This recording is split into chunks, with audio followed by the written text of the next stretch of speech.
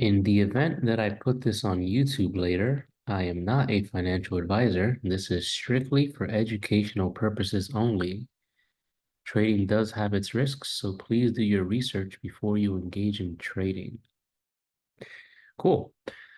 All right, so NVIDIA, I'm not even going to look at. It already gapped up because of the news last night at AMD. So let's just turn that off.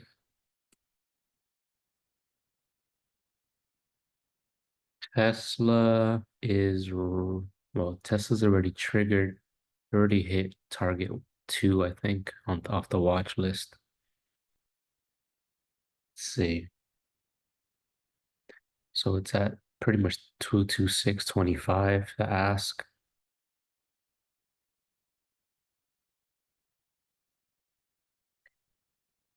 And wait,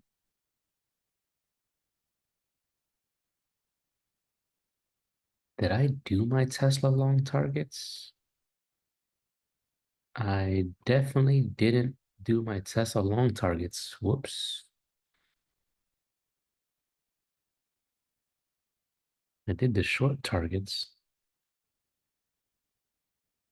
All right, so let's get these targets on the screen.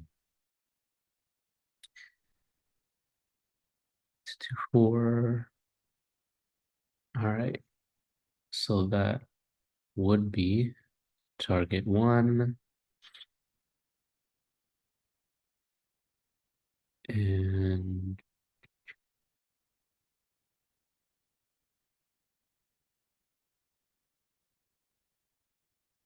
let's do $1 above that.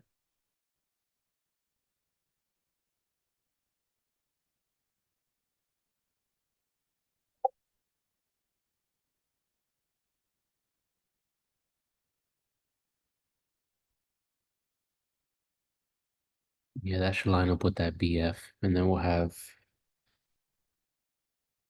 this as another target. Maybe do one in the center here.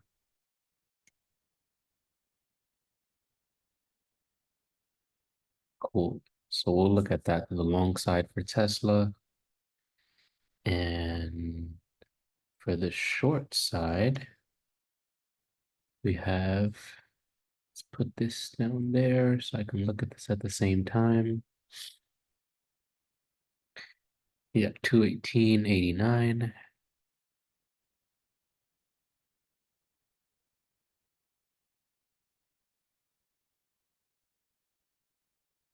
217.92.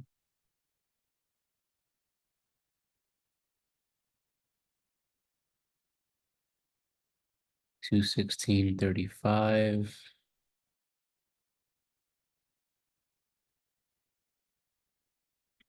We'll keep those there for now because I don't want to put a billion lines on my thing.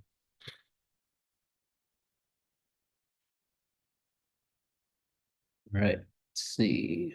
41095.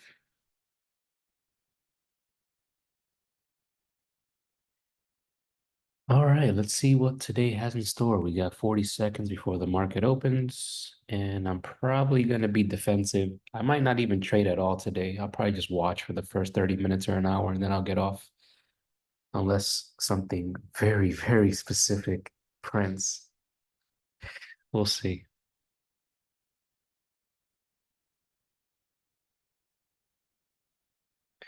Nice reversal off this part information.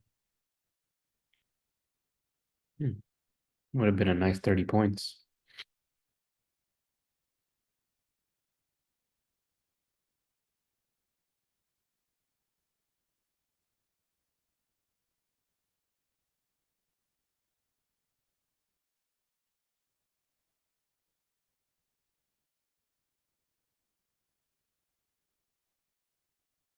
Yeah, mega gap up for Tesla. Let's see what we get. I'll probably just look for a TTO in a few.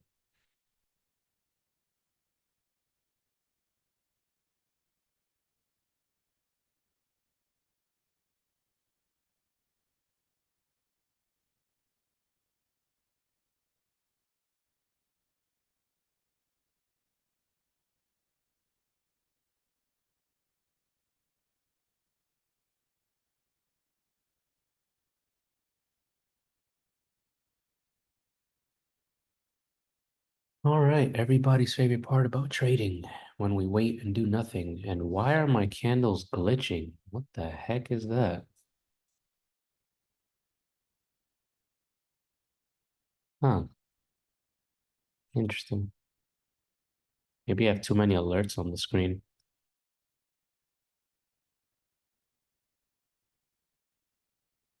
Hmm, we'll see. Well, that's interesting.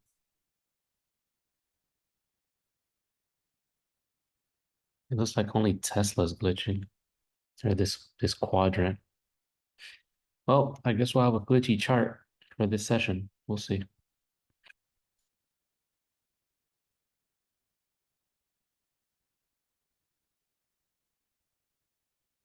Actually, let's look at NVIDIA as well.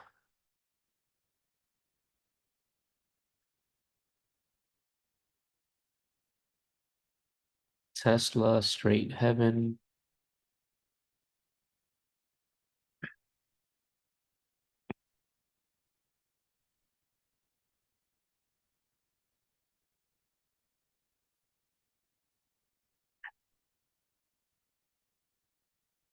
We have a daily broadening information here. NVIDIA is rejecting off this daily and yeah, these two daily BFs on NVIDIA. We'll see if they want to head back down and fill some of that gap. YM's approaching this broadening formation up here, a weekly one. It looks like it kept on getting rejected yesterday off that level. Yeah, yesterday was like perfect. Kept on bouncing up and down from that BF level. Let's zoom in a little bit. Yeah, bounced off here, bounced off again, hit that level. And that nice W as well.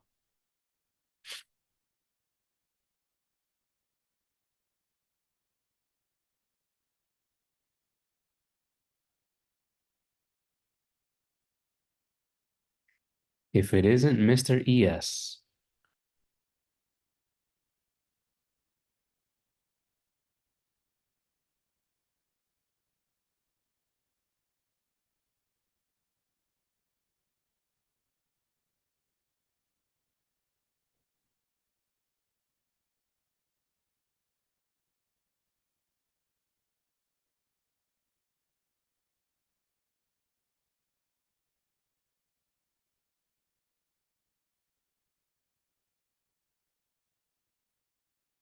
we have news at in 12 minutes, Chicago Business Barometer. I definitely must have been tired yesterday.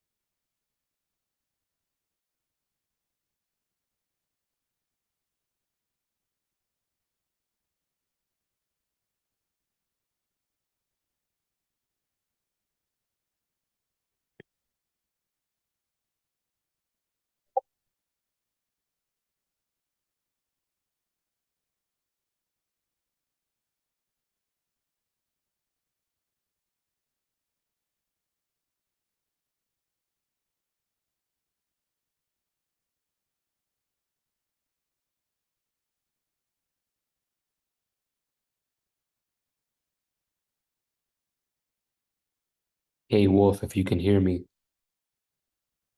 I might not take any trades today, or maybe I'll just look for the higher probability ones if they even appear. I'm going to be more defensive today because it's FOMC. I'm only trading the morning session anyway, so we'll see what happens in the next hour.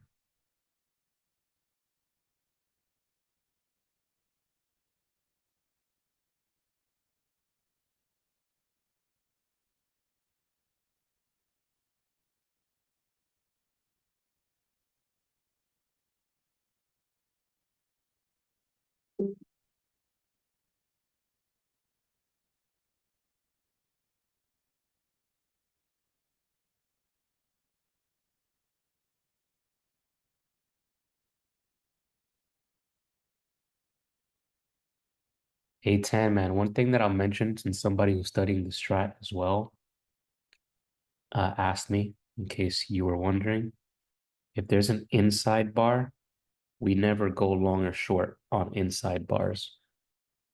We have to wait for the next candle to trigger after the inside bar. Because if it's a two up and then an inside bar and it's green, you may think that it's gonna go up, but it could reverse. So we're always reacting to Yeah, price. We're not predicting.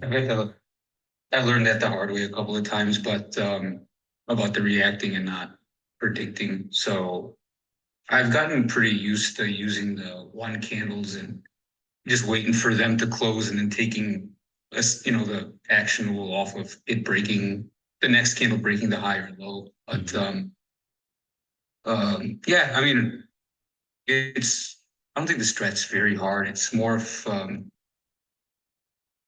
yeah, like I'm still learning, so Yeah, it's definitely super simple. It's not as complicated as other ones. The only thing that I find get people tripped up is when they don't necessarily combine the other components like broadening formations and stuff like that. Because, er, I'll yeah, that go ahead. sorry, but what was I gonna say? I Yeah, mentioned, with the broadening formations and stuff like that, I've actually I don't want to say I'm getting used to drawing them out, but it's easy for me to use outside candles, three candles, and then join to the next previous high that's not exceeding its range, etc., so forth. But mhm. um, I watched your video last night about drawing it, so I need to rewatch it and go through my charts again and actually draw, like how you recommend from the yearly to the monthly to the daily and then label all of that. Because I think what's happening is that with me, every time like on a new day, if I see an outside candle, I redraw my broadening formations. And I think I'm losing track of where the actual broadening formation is because of that. Gotcha. Yeah, so once you draw it, you don't necessarily need to draw all of them again. You're just drawing a new one that printed. Like, for example, I think actually YM printed one yesterday that I didn't draw. Actually, no, it was just a regular two candle, so I'm good on that. Yeah, the last one printed was on the 18th, so I'm still good there. But yeah, once you get them drawn, you never need to draw them again. Are you drawing them on Thinkorswim or TradingView? Trading view. Gotcha. Yeah, TradingView I enjoy because you can group them in the object tree and label them and keep them all in one place. Maybe you can do that in Thinkorswim. I'm not sure if anybody watches this and you know how to do that. Group it like let me actually show an example real quick since not much is happening right now. So yeah, like on NQ when I used to trade that, I can just put them all in a folder, like daily, weekly, quarter, monthly, etc., yearly, and then I can just hide all of them or bring them back up on Oh, the chart. So if you wow, that's great. if Yeah, you my charts get super busy because of how much stuff I have on them. So that'd be really nice to do right now, yeah, actually. if you have it like this, where it's just all like individual and not in a group, when you like, so what you can do is this. Let me just turn all this off and I'll just use something else as an example. So when you bring up the object tree, you're just gonna go to whatever you want to put in a folder and you can like highlight multiple. And then on the top left, it's gonna say create a group of drawings. And then you can just name the group whatever you Okay. want. And then you can just hide it or delete them all in Oh, one that's shot. great. That way they're all organized. And then you can just, any new ones that you make, you can just pop them in there. Oh, that's sweet. Yeah, thank you for showing me that. I was a little, um, I don't want to say hesitant to do that, but no, that helps a lot. Definitely. It's all about efficiencies.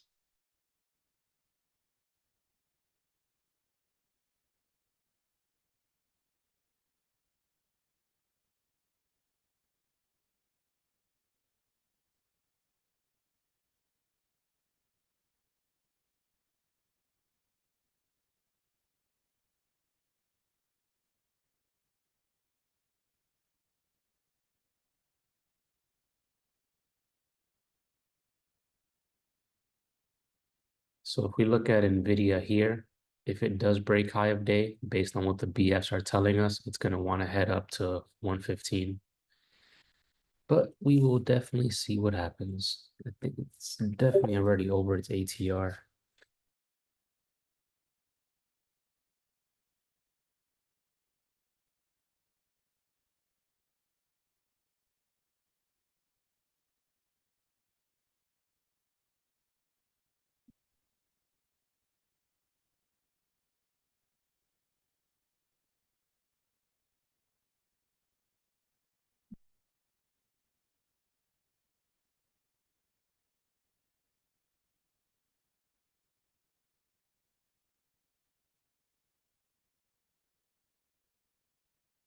Right, it broke the high of day. Let's see if they can take it higher.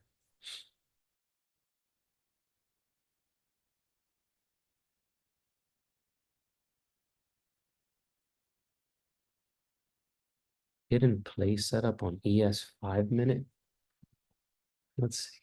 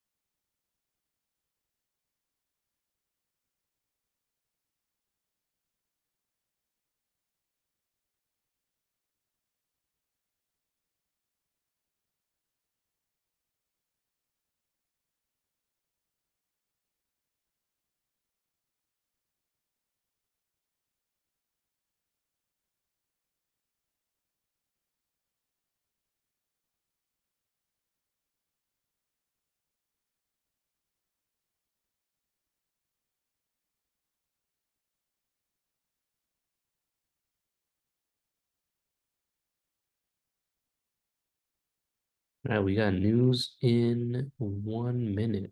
Let's see what happens. Also, welcome to real trading, where you sit and literally do nothing until your setup appears. Super boring.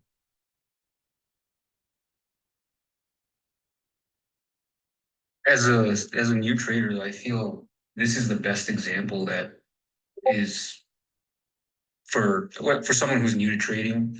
I've been through that sort of like super adrenaline rush of trying to trade every day and find super great setups and rush it. I think it's the contrary to, like you said, most of the time you're just sitting around waiting and waiting and waiting. I think that it's a good example this for newer traders to understand that you know you're not actively just buying and selling throughout the course of a day. You're waiting and waiting and hitting the right ones when they show up. Hmm. And sure, there are people who are scalpers and stuff like that, and they take a lot more trades. But even then, in my opinion, I'd rather wait for a really good one and get a 50 points in one trade than take 5 trades to make 10 points each. To me, that just sounds a lot more stressful. But thankfully, the good thing about trading is that it works with everybody's, their trading personality. And yeah, definitely glad that you're here to see this because when you see like social media and like TikTok trading stuff, there's like all this like super like hyper trading and all that stuff. I'm like, I don't know who trades like that because in reality, you're just staring and just waiting. And even then, Mm-hmm. you shouldn't be celebrating when you are trading because that's dangerous, where you can get too excited and start making mistakes now because you feel invincible. So I usually leave the celebrating when I'm done. And if I feel really good, like yesterday, I just like after I make my money, I just get off because I know for a fact and I already know myself. If I stay on the charts, I'm gonna take more trades.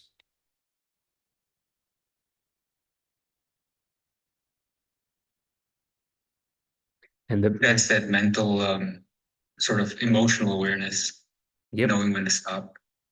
100%. Have you started journaling yet? Yeah, I actually came up with a trade journal for myself, just in a tabulated format, so that I can keep track of my trades without having, like, dear diary. Today I trade, it's in a tabulated format, so that it's just like what the symbol is, call or put, what my setup was, um, where's my stop loss, and then like I put a section for what my feelings were during the trade. Nice. You know, when Ha, I when I when I exited, why I exited, and ha, if I followed the rules that I have in place for my like trading.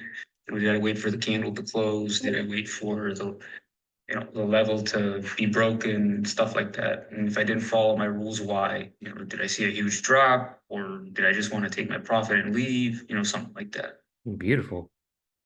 I made a video on my YouTube about like in-depth journaling, like Okay. pretty much everything that I do, and you're on the right path. Like a lot of that stuff I already do as well. So good job on that one. Yeah, thank you. Yeah. I was with the way I was doing it before, it was very sloppy and inconsistent. And I just had a lot of issues just reading, like just pulling data from it to like actually find out what I was doing. So I was like, I need to have a tabulated, consistent method for doing this so that I can just look back and like, even make a table with the data that I have for journaling. So 100%. Yeah, I always tell people, like trading is a business and we need to keep track of everything because if you're not journaling, then what do you know what works? What do you know what doesn't work? What do you know what to avoid and so on and so forth? right. And it'll definitely tell you a lot about yourself too. Because when I used to lose a lot, I noticed that I would wake up within 5 minutes of market open and I'll be tired and then I'll place some trades. And I'm like, yeah, this is not sustainable at all. I got to change that up.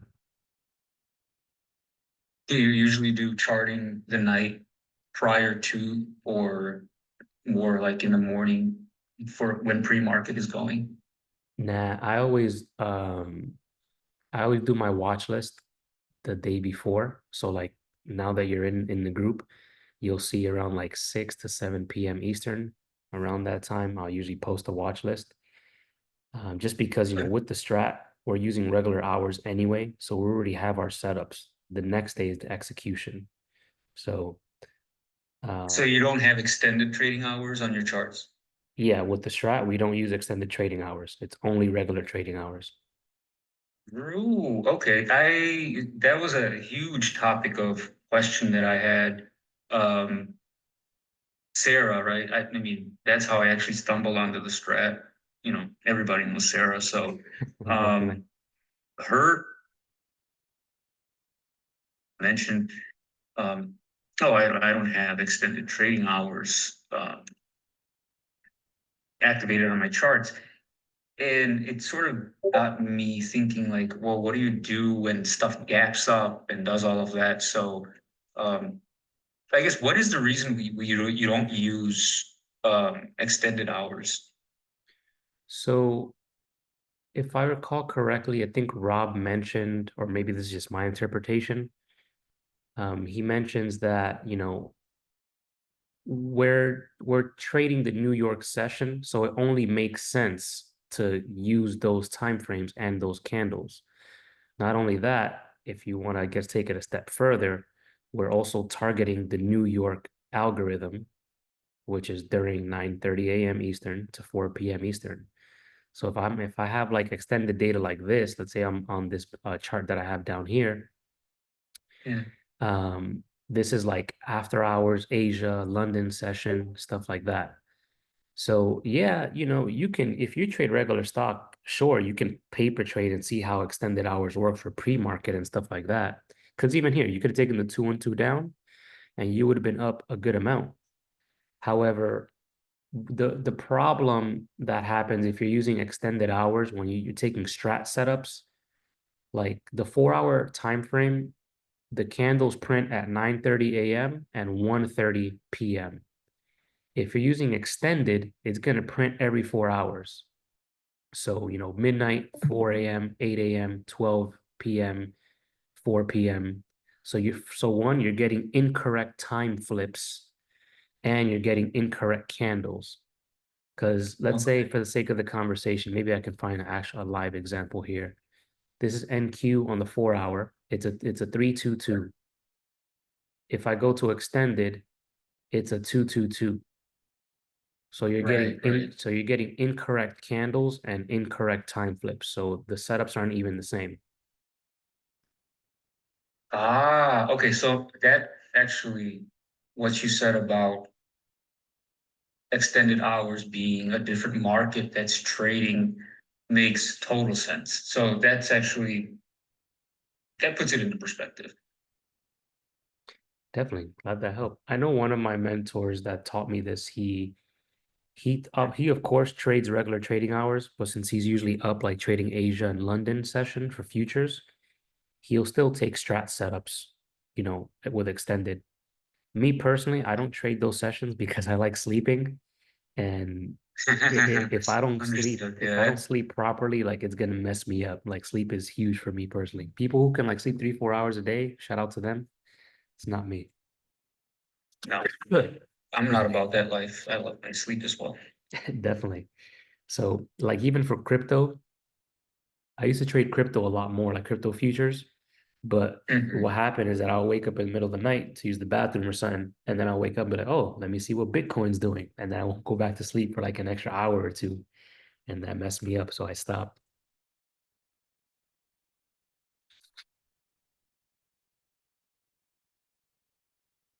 But yeah. So with, okay, so I'm like looking at my chart and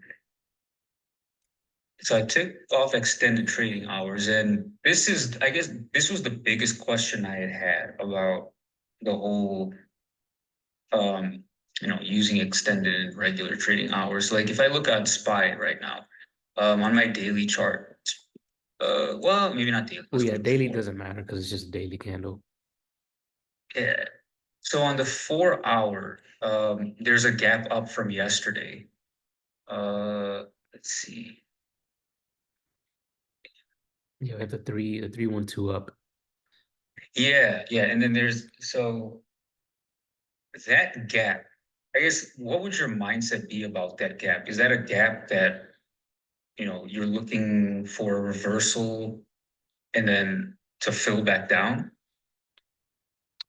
Potentially, it really depends, honestly, because let's say let's go on the 5 minute real quick. Actually,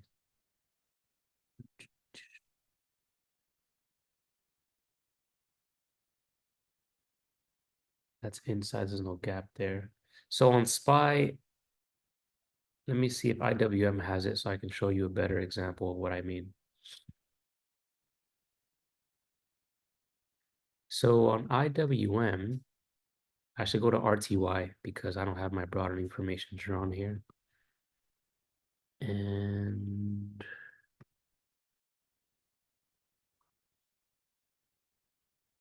I don't think there was a gap. All right, so let's just pretend for the sake of the conversation.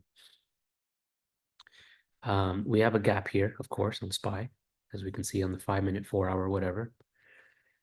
If I had a broader information up here that it was rejecting off of, I would take the reversal back down off of it to potentially fill the gap. I'm not going to hold for the whole gap fill, especially because that's like a $5 gap and SPY's ATR, I think is about $5-6. I'll pretty much be its Okay. whole ATR. But generally, If there's a broadening formation up here, I will take that short. Like if we look at YM up here, we hit that broadening formation, we hit the two and two down, and we just been going two down, two down, two down ever since. So it looks like YM wants to come back down to the 4,800 level. Is it going to do that? We'll see. In SPY's case, I don't have my BF drawn, so I don't have the full picture, but I wouldn't really be looking to short this. I would be looking to go long at the most opportune moment, which for us is just looking for a TTO. Like if we look at Tesla, it already completed its TTO, not the version that I prefer, but still. So you get the push up, the push down, and then the reversal back into time continuity. So you could have went long at 231 and you would be up right now about two Hmm. deltas. For SPY, it hasn't really given me a clean TTO that I would have liked to take personally. So but to circle back, if there's a broader information to take a short off of, sure, I'll take that back down to fill most of the gap or some of the gap, whatever my targets may be. But generally, if it gaps up and the higher time frames are bullish, I'm just going to be looking for a TTO because I want to take the highest probability setups. And if it's just like this, it kind of like in the air with no BFs anywhere, I'm not going to take a reversal back down because, let's say you took this three down reversal, then, well, one, you're already losing because it reversed back up against you. And we don't really have any reasoning to take the short because we're going against Hmm. time continuity or the trend, which Right, is bullish at the moment. right, right. So regarding broad information on SPY, um, if like I'm looking at the daily chart, and yesterday we had an outside day, so that's a three candle. Could you not use that as a means of now, I guess, drawing the broad information? Yeah, definitely. Because, well, yeah, because sorry, I didn't mean to interrupt. Go ahead. No, no, go ahead. Um, because now dropping to the 4 hour, right? We had the 312, and currently we're on the two candle. So looking at the three candle and you trying to draw broad information. So I draw, I just okay, drew go my to the daily one last right one. here. There's the daily one that I just drew from the top of the three to the top of this one, bottom of the three to the bottom of this one. Okay, cool. That's what I was thinking. Nice. There you go. Alrighty. Nice. Okay. So that being said, okay, so it looks like then the two candle that we're on now on the 4 hour chart, we've broken out of that broad formation. Yep. So Okay. Gotcha, gotcha. what I would do here, I'll just go on a lower time frame and look for a potential bounce off that area. Like even here, it didn't bounce off it completely, but it did reverse back up near it. I usually prefer to get like an actual tap of the level and then I'll take the bounce back up. Like if we look Right, at right. YM yesterday on the 15 minute, let me zoom out a bit. We shot up, came back down, touched the BF, then we printed a doji. You could have taken that reversal of that three up off of it to the upside. If you missed this one, you had an even better one, which is a hammer, and they take that two up, and then you would have pretty much been done for the day. And Yeah. as we know with this with the strat, the three universal truths, actionable signals, broader informations, and time continuity. Granted, in this case, we were bearish, but we're still getting two of the three universal truths, which is actionable signals, hammer, off of broader information. And then that's a high probability setup. And then you just take that up. And in this case, even right now, we have not really a shooter candle. It's more like a weird reverse hammer shooter doji. But you could have taken this two up, two down reversal because it rejected off that level. While it didn't hit the strat target down here, you still could have gotten what? What's that? 50? Yeah, about 50 points on YM. That's $250 with one contract in about 15 minutes. So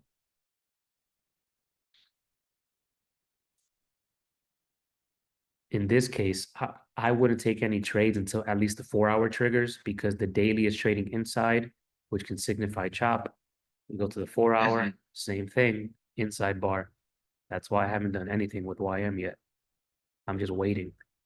And sure, you can take the reversals off the BFs. I just don't like really to trade when it has inside consecutive inside bars on the daily and the 4 hour because to me that limits me to chop. Like even here, we're getting all these wicks on the bottom and the top. To me, it's not really worth it. And then for SPY, here we go. Let's see if we go for high of day. We're 13 cents away. Tesla is just straight moonshot up.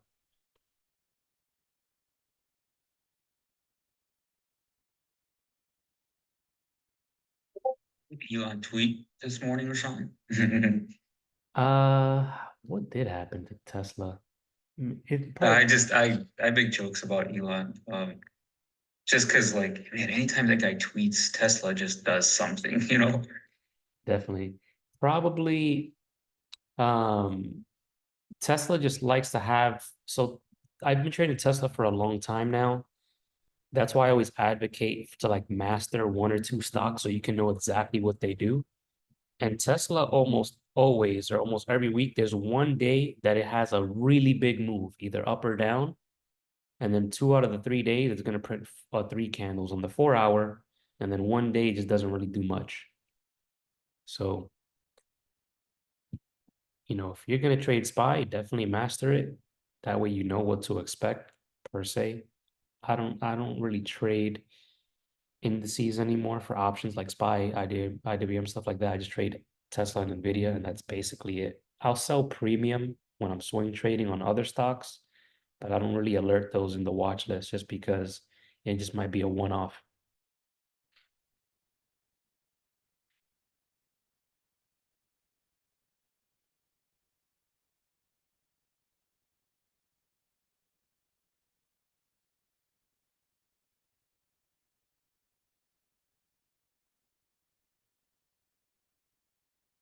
Let's see what Nvidia is doing. Oh yeah. So even Nvidia here, right? We have this 212 up off the broadening formation. It hit the first target and then it reversed. And now like I mentioned, when it continued off this level here, it looks like we want to touch up 115, and we'll see what happens if it reverses from there or if it breaks through and keeps on going higher.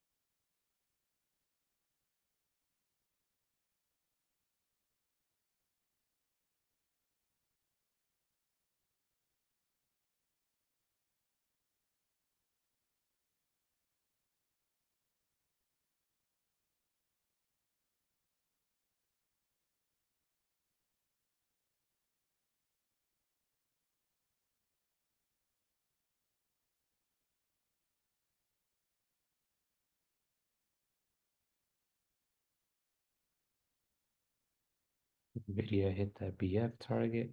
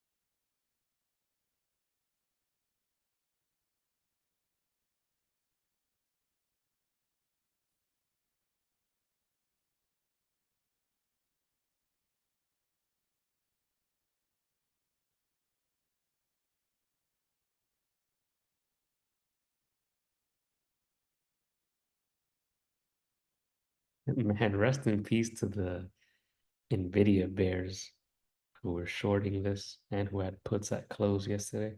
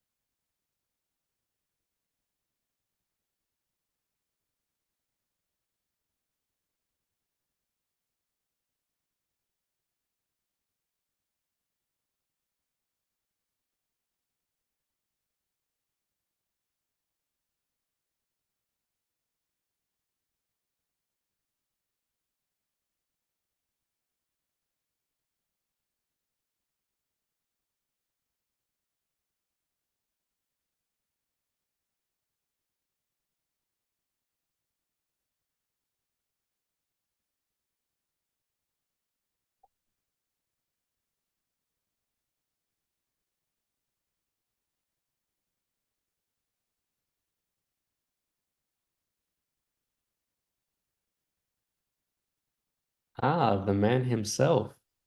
About to bless us with breaker block trades. What's going on? Not too much. Have done absolutely nothing today. YM is just trading inside. So I'm just chilling. Yeah, I haven't made a trade yet either.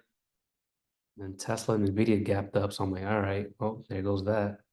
Tesla did print a TTO, but it's not the one that I like, so I just left it alone.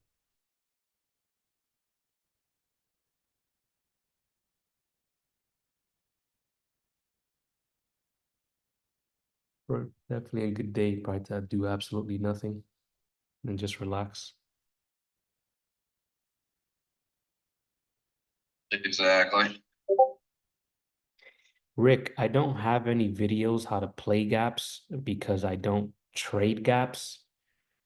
The only time I would quote unquote trade a gap is like I mentioned earlier, you know, if I'm getting a rejection off of broader information and it so happens to head down to fill a gap, sure, but I'm not really trading the gap. I'm more so trading the broader information rejection, which so happens to have a gap in front of us or above or below us.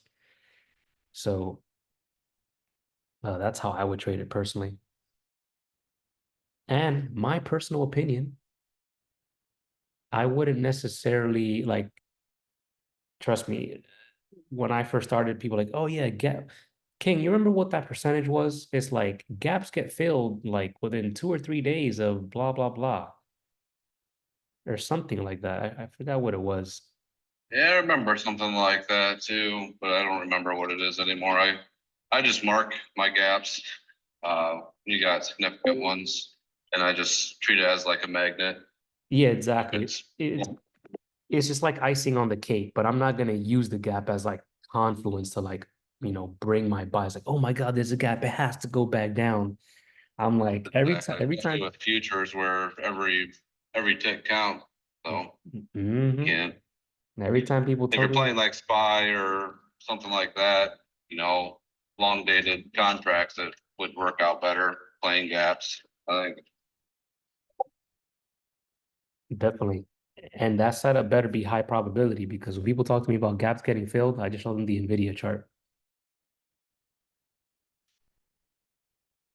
Still got a gap all the way down to $30 that hasn't been filled yet. So, and I'm pretty sure there's probably somebody still holding out there, putting money in their account to hold that short position open. Or they're just rolling their contracts out like me heads. We'll see. right. What the heck is this pump? Didn't news come out like 10 minutes ago? Let's see. Probably delayed reaction.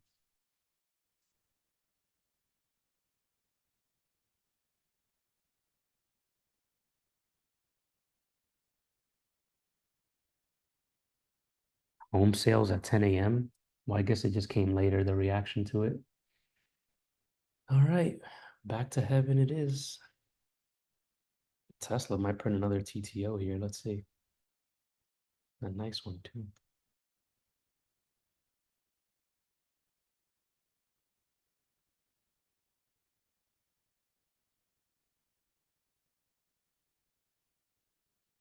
Gotta get Jordan on the trend train because shouldn't necessarily be red per se on those really strong days. I get it, but Yeah, I think he's playing small and holding too long is part of his problem. I think he needs to either size up and go for smaller wins point wise. But I I will. talked to Pablo a little bit about this too, because I know he helped him out in the past. Mhm. But, I'm gonna call him today, see if he could join us one of these days. Take like a day off of work. right. I know he's not too busy at work most days, Yeah, I'll but I talk. know he struggles with self-service and stuff in there. So Yep. Yeah, I was talking to him, I think yesterday, 2 days ago, and I think the issue that he has now with the place he's at is that the connection kind of sucks. So if you were to like try to place trades or even like trade live with us, the connection might not be 100%. yeah, he'd be sweating it out. Yeah, but I think he should be That's leaving that spot soon. He found some better spots, so just waiting on those results. well. Well, you told me yesterday that he's getting a promotion at work that he's taking over a dude that quit. So might Nice. be might be staying for a little bit. Sweet. But I know he did find a spot that was closer to home that he applied for, which would be probably better.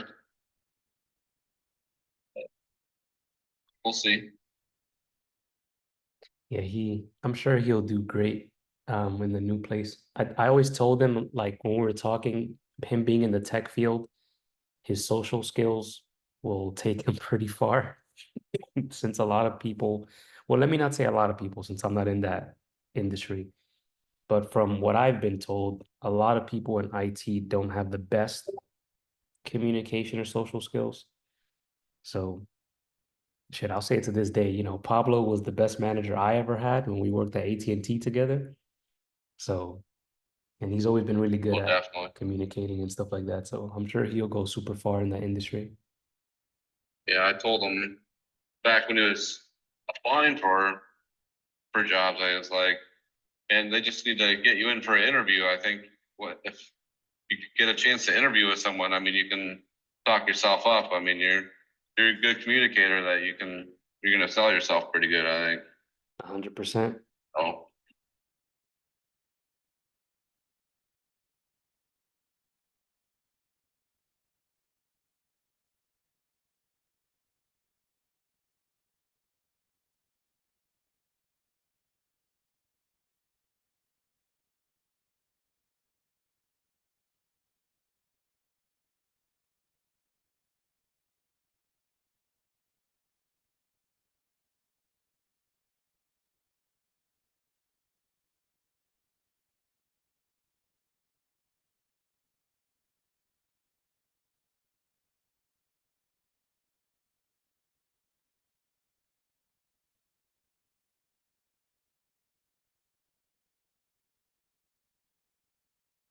Why I'm about to finally trigger the bullish trigger in a bit. Where we at?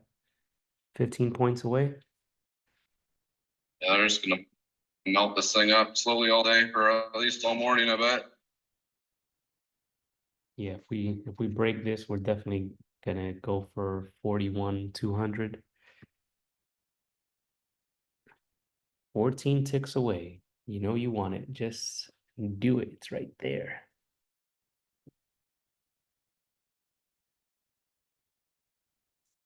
And that'll match up. And was that London high? 4 a.m. Yeah. There we go. Still not a 2 up though. 3 more ticks. Actually, no. It hit that level. It needs 1 more tick to break it.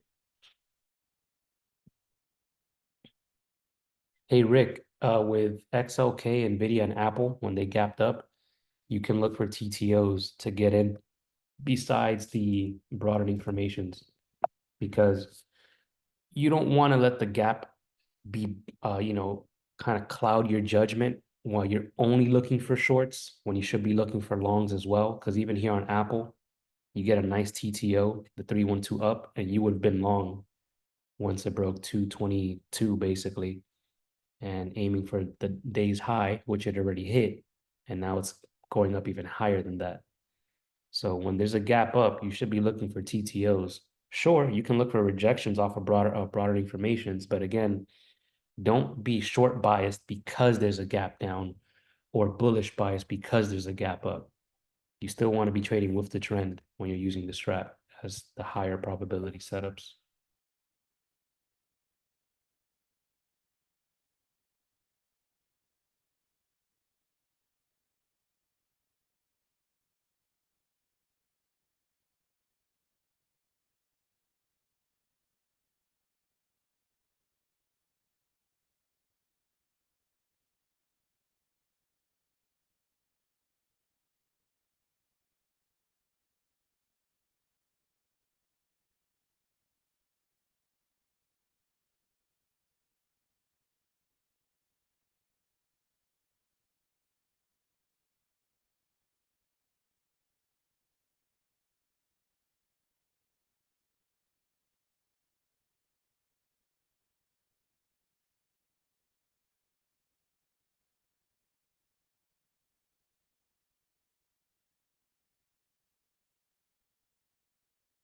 Hey Rick, what charting platform do you use? Do you use Thinkorswim, TradingView, Webull, Robinhood? Hopefully not.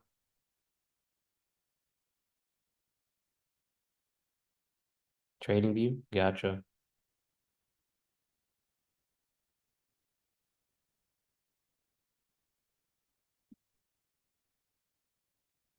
What you may want to consider, I'm not sure what your financial situation is. You can always save up, I think like what, 120 to 180 bucks, something like that. And then once they get their deals, they'll give like 50, 60% off for like the yearly plans. And then you can get, I think I used the Pro Plus when I used to pay for TradingView. That way you can have multiple time frames up, because if you're just looking at one time frame, you can kind of get tunnel vision and then miss moves on other time frames. And it also makes it efficient, so you're not like cycling through multiple time frames. Like for Thinkorswim, I think this is, I used to only use three. Well, on TradingView, I had mine like this with four time frames up. It was like the 5, 15 minute that I'll cycle through, the 1 hour, 4 hour, and the daily. But now, since I'm trading futures, I have four time frames for futures up, and then just two boxes for options, since I'm only really trading um, two setups for options anyway, just a 4 hour trigger and then a TTO, just to keep it simple. This way I don't have to like continuously cycle through different time frames and see what's going on and so on and so forth. It just makes it easier. This thing really rejected off yesterday's high, like perfectly. Interesting.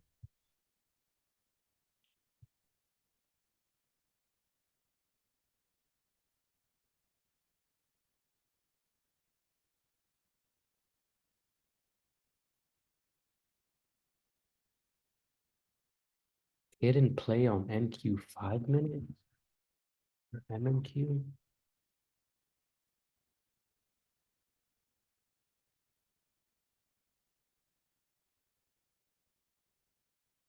Where are these people seeing this?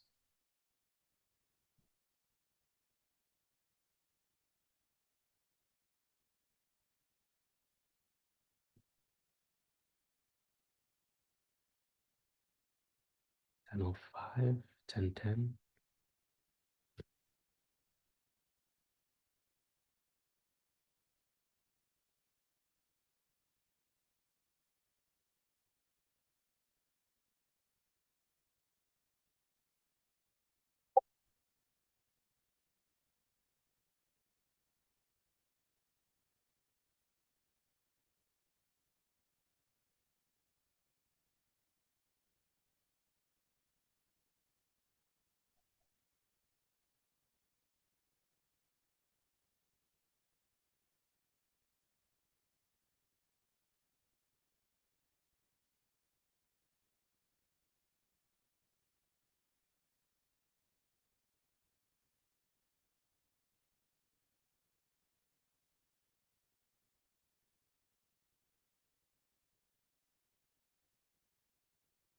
Gotcha.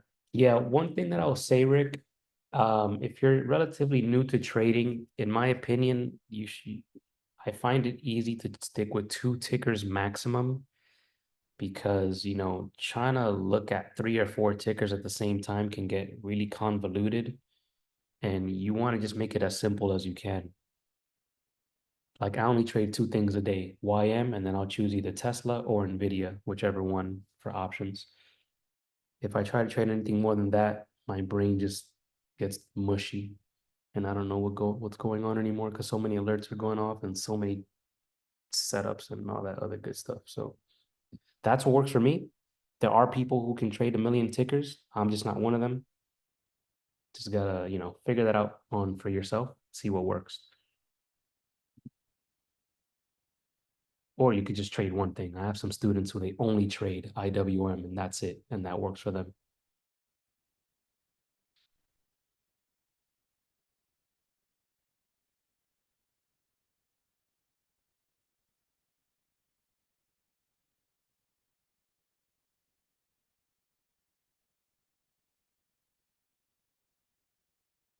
Sweet.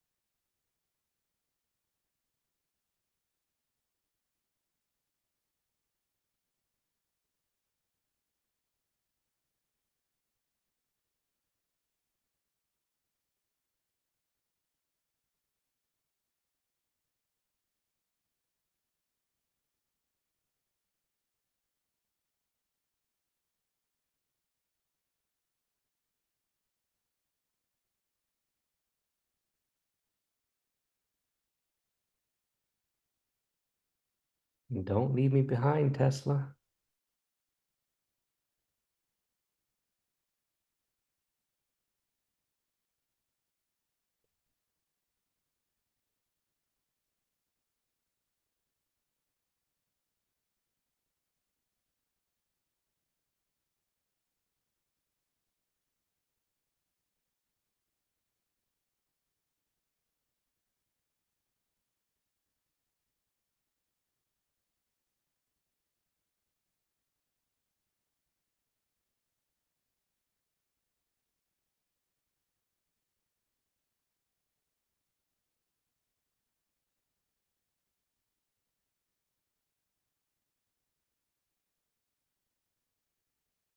And of course, I got Tesla in the wrong account.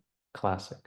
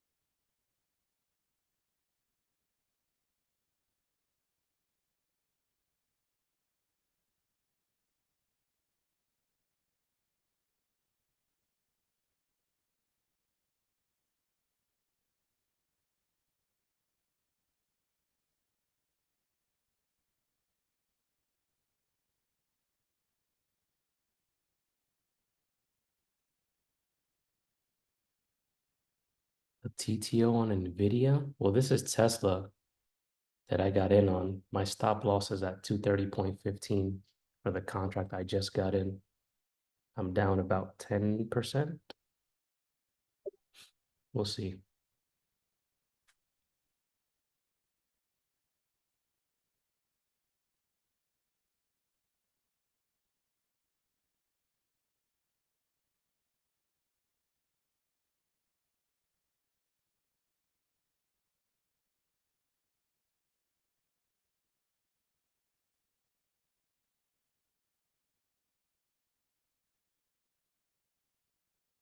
This candle becomes a 3 down, or if it hits 230.15, I'm out of this trade for a loss. We'll see what the stock market has in store for me today.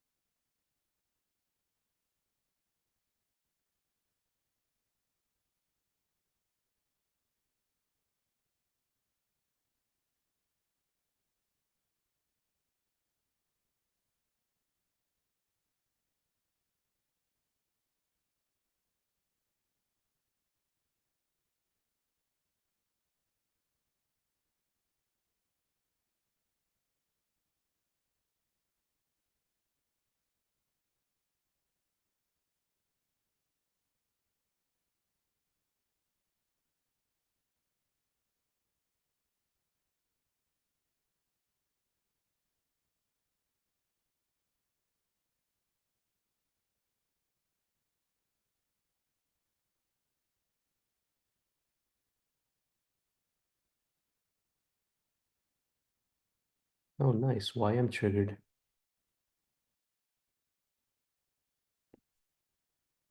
See, it was 95. Cool. It would have hit my first target at 50 points. Sweet. Young money is undefeated, people. Gotta love it.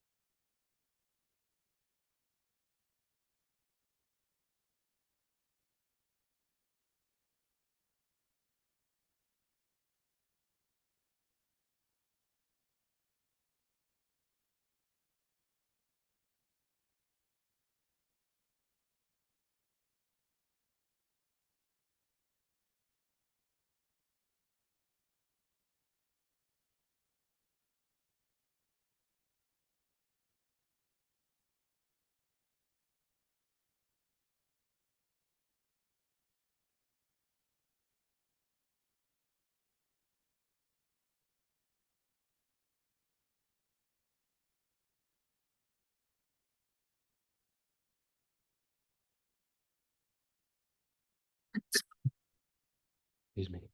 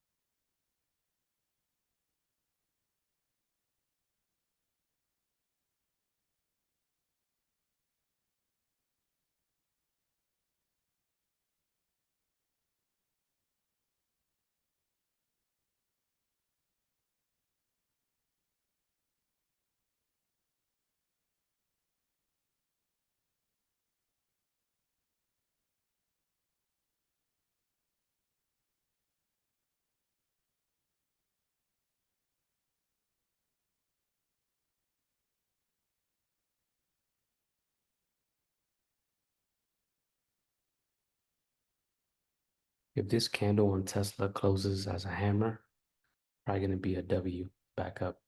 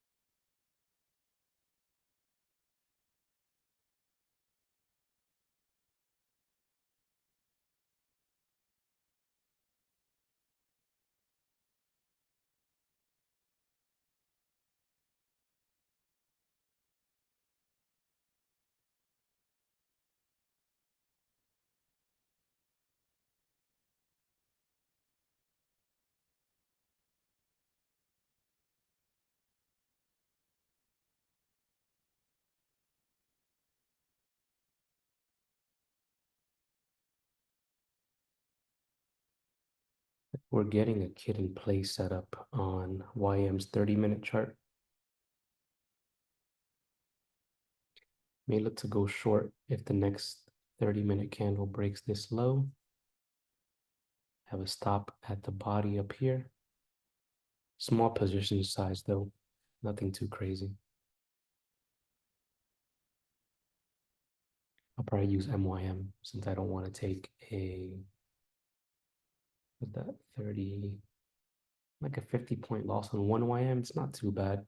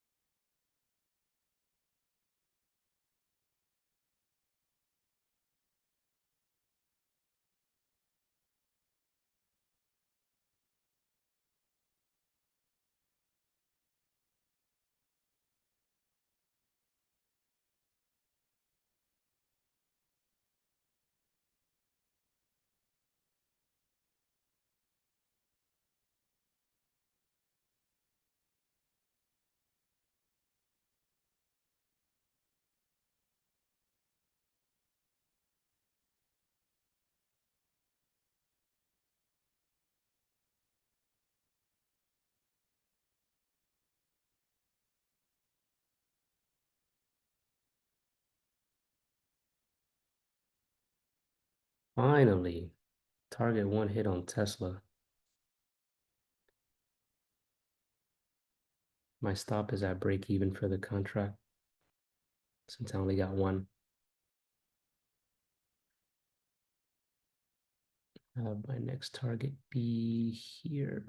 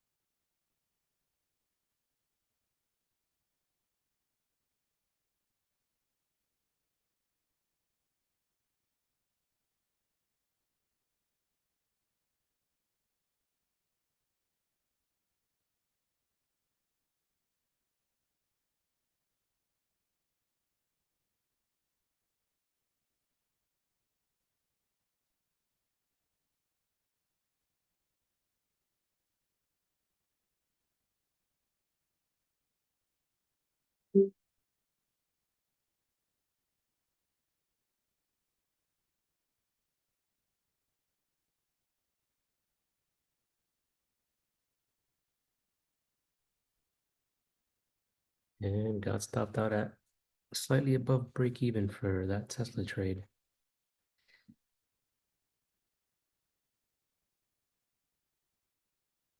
Not bad, hit first target at least. I didn't take it off at first target because when I journal this as a live example of what I'm going to journal, my first mistake was that I wasn't on my correct account. I was on my Roth account as opposed to my individual account. And I only got one contract instead of 3 contracts. Well, actually, I probably would have only done 2 because it's FOMC, but solid trade. However, my performance was poor because I messed up on having the wrong account selected. So I'll label that as a poor trade, performance-wise.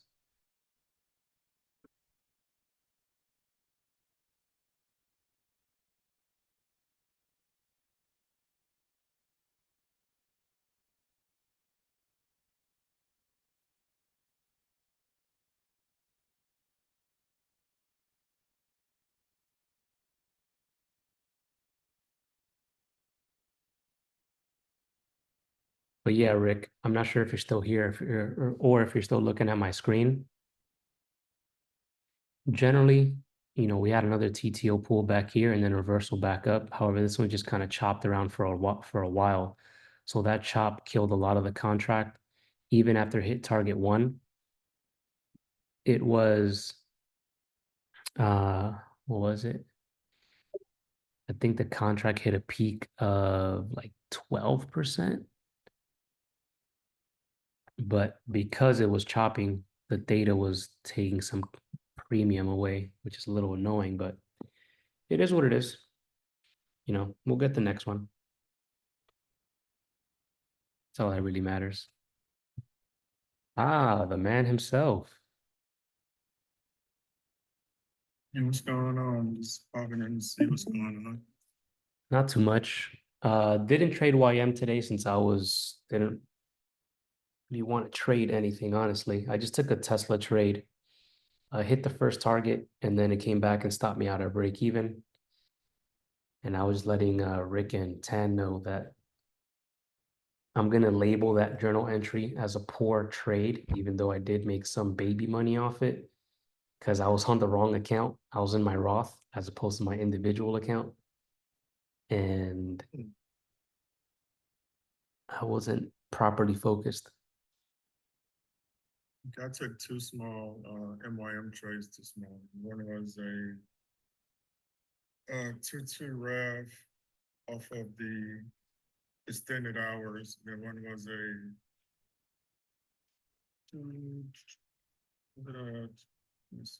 2-1-2 hour off of the regular trading hours.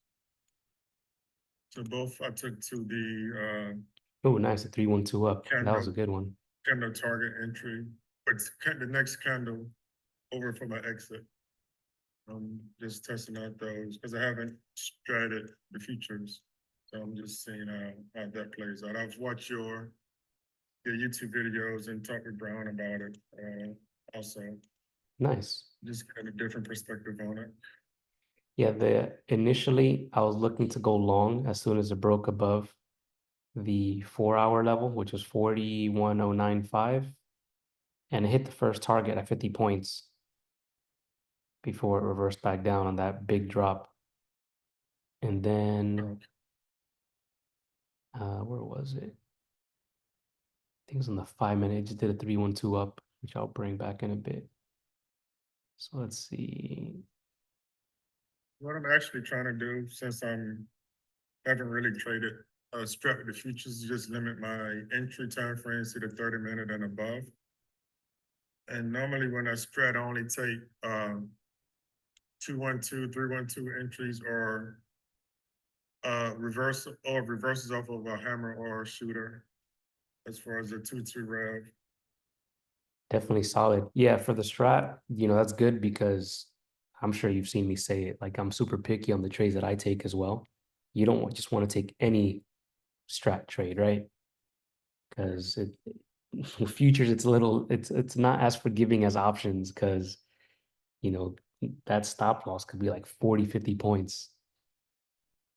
Yeah, what I'm trying to do is limit my stop loss as far because I think sometimes you do what 50% of the trigger count and things of that nature.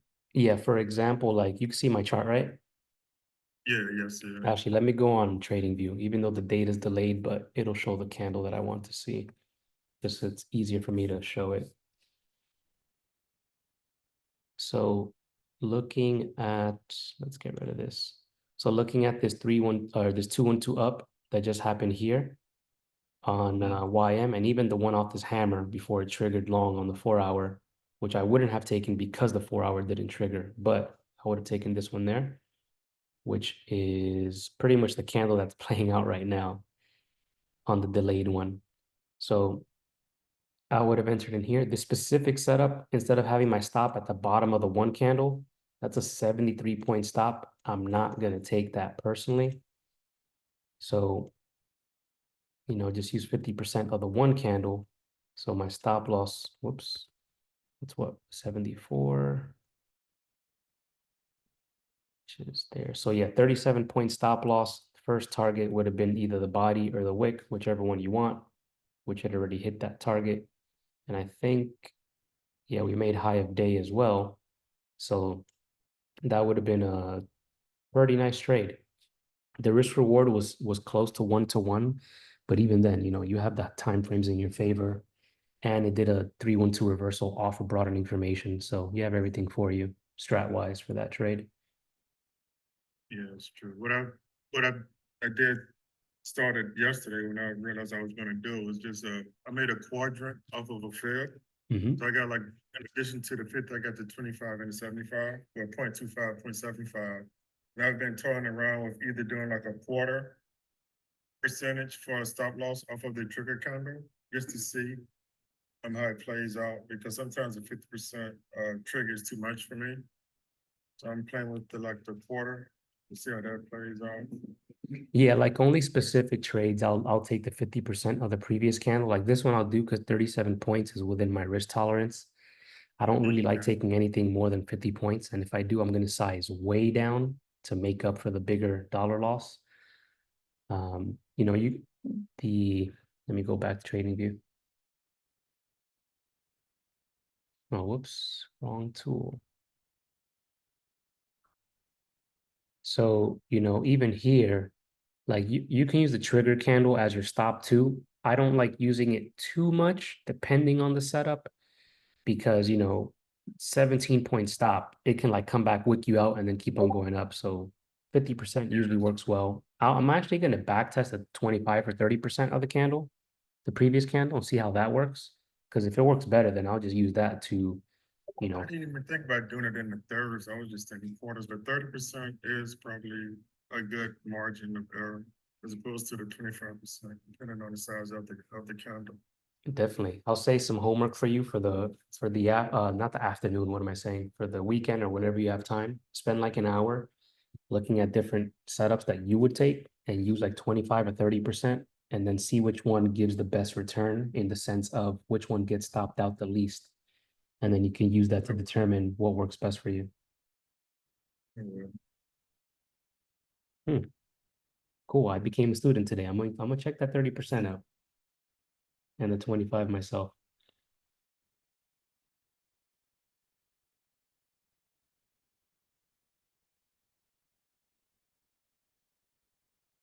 I've got a work call coming up, someone's gonna meet, but I'll be listening out in case you drop any gems.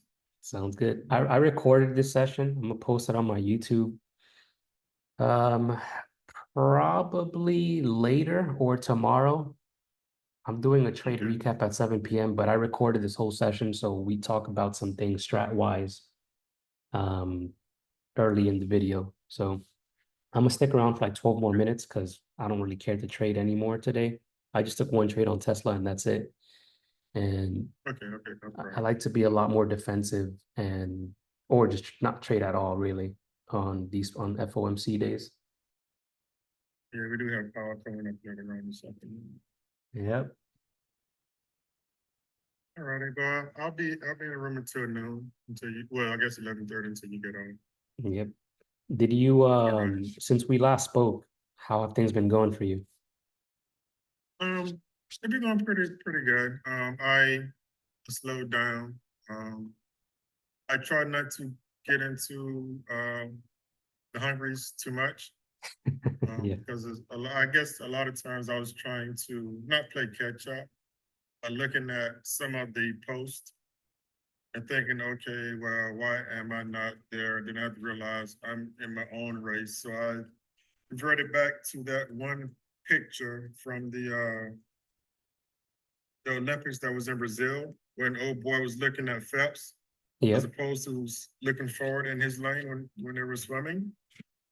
So I reverted back to that. Was like, okay, just look at what you're doing as opposed to what everybody else is posting and just focus on that. So I took that, and this weekend, I just settled down and it was like, okay, I'm just going to go back to what works best for me. 100%. And yesterday I was profitable. I did revert back from YM to MYM, just to not put the training wheels back on, but just to lower my capital because I realized I didn't need all the capital that was in my accounts to fund YM when I could just be more consistent on MYM and pretty much do the same thing and have that capital go towards my stocks as opposed to sitting in that account that I wasn't using because I was only doing like 2 YM contracts anyway. Gotcha. Yeah, that makes sense. Capital shuffling. I would say like recently because of the volatility, the candles have been like double the size. So you'll get like a 50, 80.5 minute candle, which is crazy. I think this started like 2, 3 weeks ago. And generally they would be half that, like the ATR of each candle. So I've actually sized down. I used to use like 2 YM. Now I use either 1 YM or I'll use like 7 or 10 MYM so I can scale out because I'll use 2 YM so I can scale out of my positions. But because each candle is like almost double in size, sometimes even triple, I have to size down to make up for the dollar loss.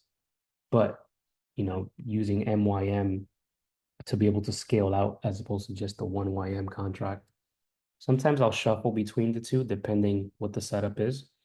But I have sized down myself, at least for now, until this gets back a little more to normal.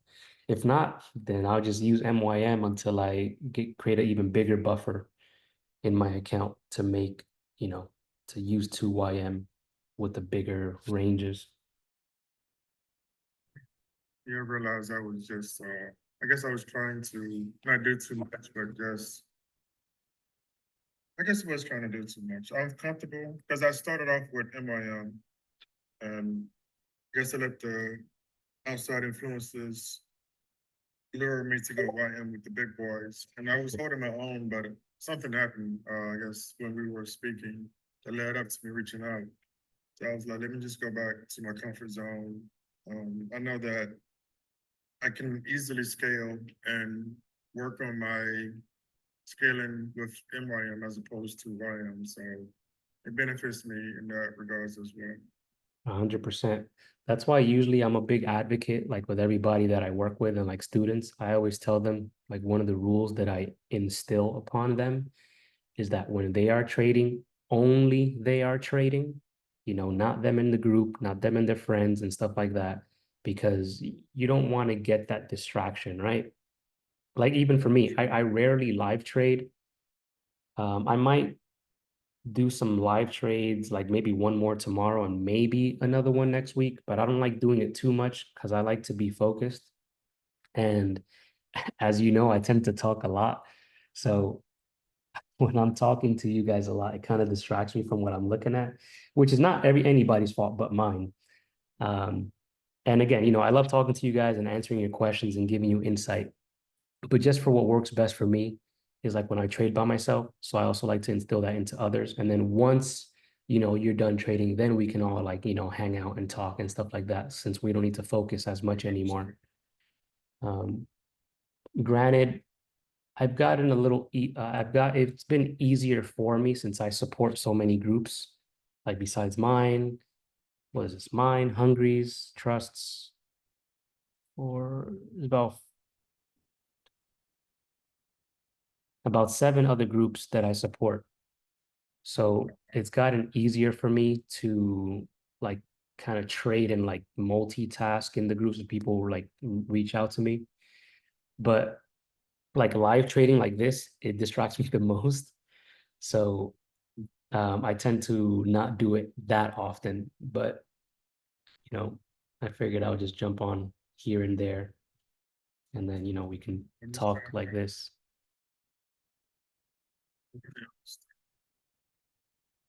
And if anybody's watching this replay, you struggle with that, definitely turn off the chats. I guess if there's a gem that I'll give you with Quilla, the when I was working with Randy Howell, one of the biggest things he told me was your trading space or your trading time is sacred. So you need to make it as such. So, phone on do not disturb, the chat's muted or Discord not even open. It's just you and the charts as you're trading. Granted, of course. Well, I'll be able to do that with work and my daughter and my wife, and now the dog is in here making noise. It's kind of hard to get that solitude, but I'm sure it will come where I can put that phone on D&D and tell wifey unless the house is burning, they certainly bother me, but till then the door is semi-open. Yeah, I was gonna say that too. Like, of course, you can make it work as best as you can because everybody's situation is different. I don't have any kids. But with my ex and like other family members, when they would call me, I'll be like, hey, look, like from 9:30 to 12, like I am working, right? Like this isn't just me hanging out on a computer. So unless it's an emergency, like don't show me the TikTok videos or Instagram videos. Like I'm good on that. Show me that when I'm done. So, and then for family members, I'm like, hey, look, unless it's an emergency, don't call me because, like, if you're working, people are not going to call you. Same thing for me. But people who don't trade, they don't really understand. They just think we're just looking at a screen, but it's like, this requires a lot of focus. Um, but yeah, in your case, with having, you said you have a daughter, right? Yes. Yeah. So, with your daughter and your wife, and of course the dog now, just make it work as best as you can. And of course, with work, if you don't have like any meetings, of course, I'm sure it's easier to focus on the charts. But again, just do your best with your current situation. And then you can always adjust when things change or get a little better and stuff like that. Like for me, I used to live trade a lot, like basically every single day, like a year and a half ago. Then I discovered that was messing me up because I was missing too much money, distracted talking to people as opposed to looking at the chart. So I stopped. But now, that it's a little easier for me to like multitask, I'm like slowly coming back to this and testing it out. Gotcha. All right, let's see what happens in the next 3 minutes. Tesla still doing absolutely nothing.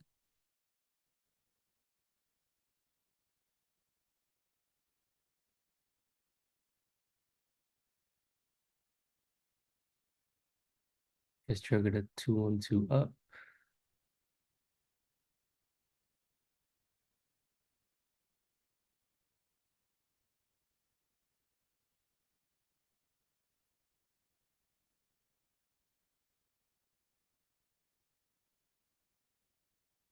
Well, doesn't look like too much will happen. I'll probably come back like around 2 p.m. Let me stop this recording. Sounds good.